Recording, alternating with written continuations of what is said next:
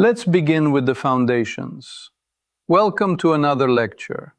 Today we consider Marchiafava-Bignami disease, a small topic with, as it were, disproportionately large lessons about nutrition, addiction, and the wiring of the human brain. I am Alexei, and we shall take this slowly and precisely, because the details truly matter here. Hi, I'm Priyanka. I'm Professor Alexei's teaching assistant, and I'll be asking the questions many of us are probably thinking about as we go. To frame our discussion, in simple terms, Marchiafava-Bignami disease, or MBD, is a neurological condition in which the large cable that connects the two halves of the brain, the corpus callosum, begins to fail. Often this happens in the context of long-term heavy alcohol use or severe malnutrition.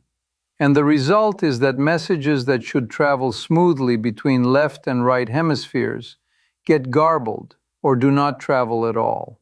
In simpler terms, the brain's interhemispheric highway develops potholes and closures. Traffic slows, detours abound, and coordination suffers.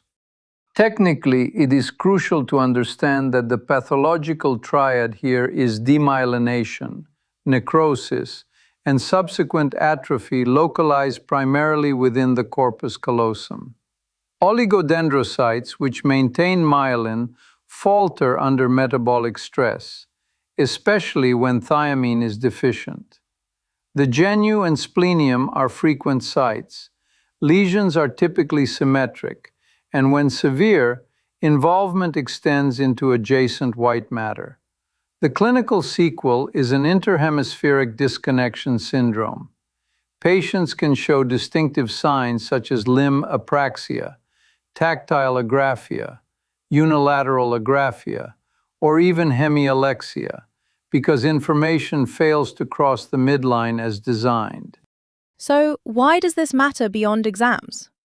I think the stakes feel real because alcohol use disorder and malnutrition are, sadly, common around the world. But this disease is rare, and the early symptoms sound kind of non-specific, like confusion, ataxia, maybe seizures. That combination seems ready-made for misdiagnosis, right? Indeed, historically, early MBD could masquerade as alcohol withdrawal, hepatic encephalopathy, or other toxic nutritional leukoencephalopathies. The rarity intensified the problem. Until 2008, only around 300 cases had been reported in the literature, which is astonishing given the global prevalence of the risk factors. Diagnosis without imaging was to some extent an exercise in speculation. With MRI, however, we obtained a radiologic signature that is, arguably, the decisive clue. Maybe we can anchor the basics with a quick history. Like, where did all this begin? Let's start with the history. In 1903, Ettore Marchiafava and Amico Bignami published an autopsy study of a Chianti drinker, noting necrosis in the middle two-thirds of the corpus callosum. This was the foundational observation, a new anatomic lesion linking chronic alcohol exposure to a very specific white matter pathology. Fast forward a century. By 2008, clinicians such as Sujit Raina and colleagues emphasized MRI characteristics that help us distinguish MBD in life: symmetric callosal lesions, classically with sparing of the superior and inferior callosal margins. That pattern, together with clinical context, moved MBD from the mortuary to the ward, and sometimes even to the rehabilitation gym, which is progress by any definition. As for notable facts, MBD may present acutely with altered sensorium, seizures, even coma, subacutely with confusion and ataxia, or chronically with cognitive decline and personality change. When the disease becomes chronic, cystic degeneration and callosal atrophy often appear, which signals irreversibility and poorer prognosis. And while chronic alcohol misuse is the common association, severe malnutrition alone, combined deficits in thiamine, folate, protein, can be sufficient in some reported cases. Before we get deeper, could you share why this topic pulls you in personally? Well, it sits at the intersection of neurology, addiction medicine, and imaging. Three domains where the difference between a reversible biochemical failure and a fixed structural loss is measured in days. It is also, if you will, a lesson in humility for all of us who like tidy diagnostic categories.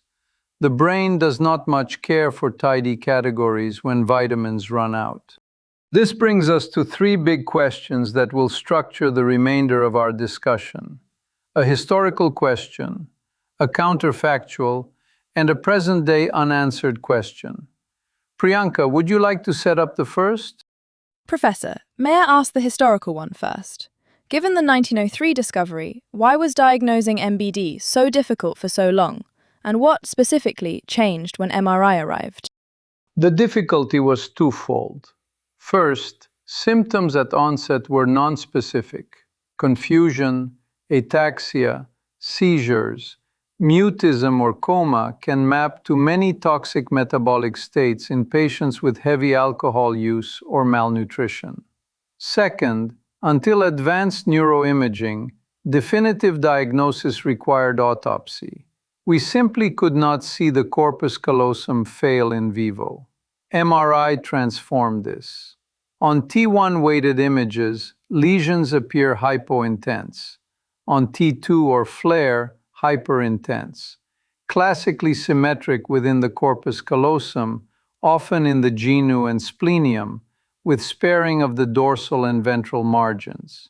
Papers in the 2000s, including those highlighted by Reina and colleagues, codified these features, allowing clinicians to recognize MBD early and to distinguish it from other leukoencephalopathies that involve the callosum more diffusely or asymmetrically. Professor, could you clarify the practical impact? How did MRI specifically change what happened to patients? Mathematically, we can infer that earlier diagnosis permits earlier interruption of the demyelination necrosis cascade. In practice, this means immediate parenteral thiamine, broad B-complex supplementation, and cyanocobalamin when B12 deficiency is plausible.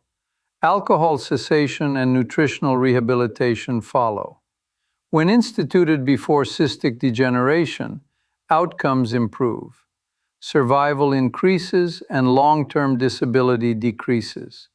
A telling example involves a man with severe alcohol use disorder, who initially received treatment for presumed alcohol withdrawal. Only after MRI revealed splenial lesions and posterior callosal atrophy was MBD recognized, vitamins intensified, and at 5 years he was clinically well. Imaging, in short, moved us from post-mortem recognition to ante-mortem rescue. So yeah, moving on.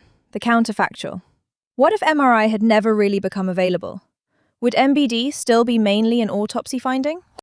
To elaborate, absent MRI, the disease would likely remain largely invisible during life. We would continue to label many cases as alcohol withdrawal, hepatic encephalopathy, or non-specific metabolic encephalopathy. Without seeing the callosal pattern, empirical vitamin therapy might be delayed or inconsistently pursued.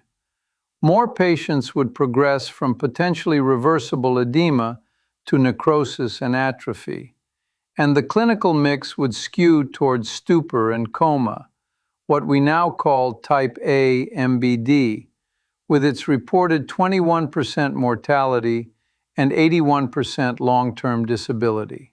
In other words, poorer outcomes would be the rule rather than the exception. And what about relying on symptoms alone? Could a careful clinician pick up interhemispheric disconnection from, like, unilateral agraphia or hemialexia and make the call without imaging? Occasionally, yes. Interhemispheric disconnection can be remarkably localizing. But such signs are not consistently elicitable in acute, agitated, or encephalopathic patients. and when present, they coexist with far more common nonspecific features. Without imaging, the risk of misclassification remains high. We observe that timely MRI is the pivot that turns a puzzling syndrome into a treatable diagnosis. To shift gears a bit, the present-day unanswered question.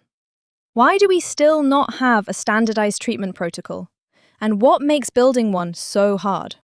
The short answer is rarity and heterogeneity. Until 2008, only about 300 cases had been documented. Randomized trials are not feasible at that scale. Moreover, patients sit on a spectrum. Some are driven largely by thiamine deficiency, others by combined deficits and alcohol toxicity. Responses to thiamine and vitamin therapy vary widely. Some recover dramatically. Others, especially with chronic cystic changes, have fixed deficits despite similar interventions. Consequently, we extrapolate from related conditions such as Wernicke-Korsakoff syndrome. We prioritize immediate high-dose parenteral thiamine, B-complex support, correction of B12 and folate when indicated, strict alcohol cessation, and comprehensive nutrition. Personalization rather than protocolization is the current reality. And ongoing research. Where do we still need answers? And what are people focusing on now? We need better clarity on the relative contributions of direct alcohol neurotoxicity versus discrete nutritional deficiencies in precipitating oligodendrocyte failure. Case series and registries can help quantify subtype outcomes, type A versus type B, and refine prognostic counseling. We also need earlier case identification in at-risk populations through vigilant clinical screening and prompt MRI when symptoms arise. Fundamentally, improving survival hinges on collapsing the time from first nonspecific symptom to vitamin repletion. The science is as much systems engineering as biochemistry here. It makes me wonder. The type B cases you mentioned, with partial callosal involvement, have much better outcomes, right? Correct. Type B typically presents with normal or only mildly impaired mental status and partial callosal lesions on MRI. Reported mortality is about 0%, with long-term disability around 19%. This stark contrast with type A operationalizes why early recognition matters. Smaller, earlier lesions mean better odds that the cable can be repaired rather than replaced, if you will. Maybe it's just me, but I like the cable image, the brain's Ethernet. In MBD, the signal drops out until someone finally says, "Have you tried the power supply?" Meaning vitamins. Clearly, the IT department should stock thiamine. Jokes aside, early, aggressive vitamin repletion and nutrition support are our best tools before cavitation sets in. Afterwards, rehabilitation takes precedence, and we manage expectations accordingly. To summarize, Marchiafava Bignami disease is a rare progressive disorder of the corpus callosum, usually linked to alcohol use disorder or severe malnutrition, driven primarily by thiamine deficiency, with contributions from folate and B12 deficits and alcohol toxicity. We trace three core questions.